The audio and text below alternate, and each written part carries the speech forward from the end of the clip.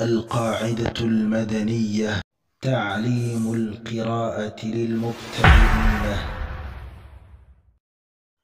الدرس الثالث: الهمزة.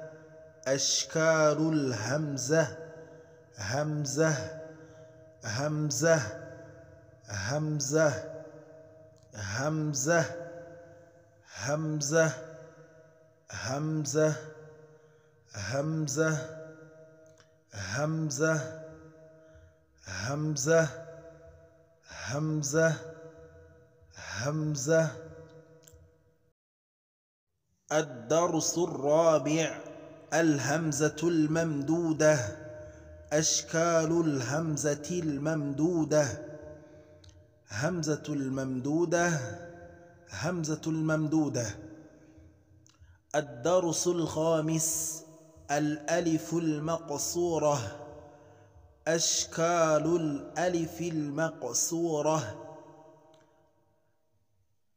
ألف المقصورة، ألف المقصورة.